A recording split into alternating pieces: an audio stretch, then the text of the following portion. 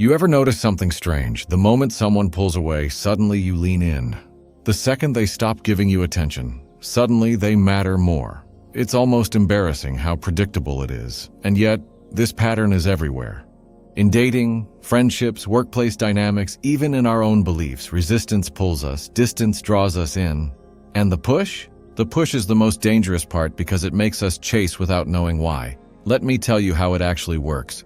You're talking to someone new. Everything feels light, fun, easy.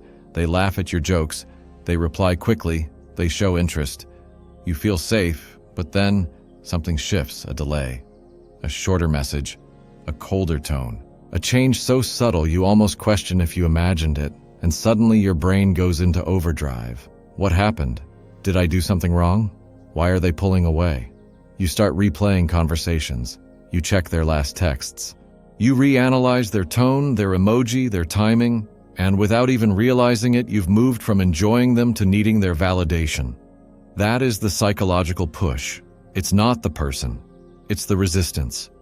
It's the feeling of almost having something and then losing it. Humans are wired to chase the thing that slips from their grasp, not because it's good, not because it's healthy, but because the brain hates uncertainty more than pain. It starts with a spark, the threat of loss.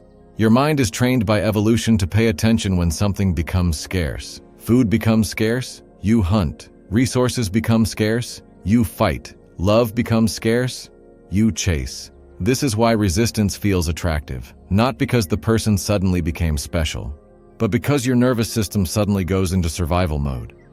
You're not chasing love anymore, you're chasing stability, you're chasing clarity, you're chasing the part of yourself they activated. That emotional spike, that's dopamine talking. When someone likes you, dopamine rises. But when they pull away, dopamine crashes. And your brain, it hates that crash, so it becomes obsessed with getting the high back. And the person who caused the crash suddenly becomes the person who feels essential. It's the same psychology behind addictive games, gambling machines, and cliffhanger episodes.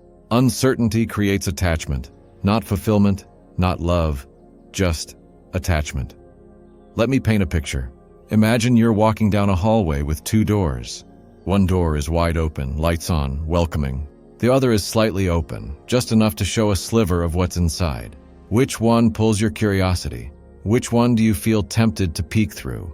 The half-open door. Not because it's better, but because it's hidden. Because the mind always wants the thing it doesn't fully understand. People use this instinct, often without even knowing it. Some call it the push-pull game, some call it being mysterious. But the truth is simpler. Resistance creates psychological tension, and tension feels like attraction. And now here's the twist. Most people don't chase because they're deeply attracted. They chase because they're emotionally triggered. When something feels hard to get, your brain assigns it value. When someone becomes unpredictable, your mind treats them like a puzzle. And humans love solving puzzles, even painful ones. This is how toxic cycles start. One person gives warmth, then pulls away, gives hope, then withdraws, gives attention, then replaces it with silence, and your brain keeps waiting for the next high, like a slot machine that occasionally rewards you. You think you're falling for them, but really, you're falling for the pattern. You're falling for the push. But here's the dark side. The more you chase, the less attractive you feel. The more they resist, the more powerful they appear. It flips the emotional dynamic, giving them control and leaving you dependent on crumbs of attention. And still you tell yourself, if I try harder, if I'm more patient, if I just wait long enough, maybe they'll choose me. But they won't, because the thing you're trying to earn them was never love. It was always just the illusion created by resistance. So why does resistance feel attractive? Because humans fear rejection more than loneliness. Because unpredictability activates survival instincts. Because scarcity tricks the brain into believing something is valuable. Because almost love feels like the closest thing to destiny. But here's the truth you've probably avoided. If someone truly wanted you, you wouldn't feel confused. If someone genuinely cared, you wouldn't feel anxious. If someone saw your worth, you wouldn't feel the need to prove it. Clarity is attractive. Consistency is attractive. Peace is attractive. But the push?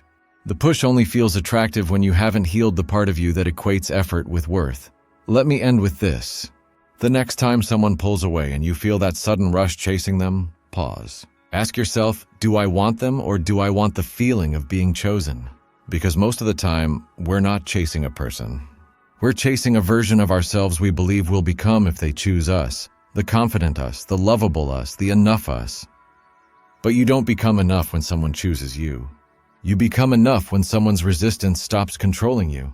That's when the psychological push loses its power.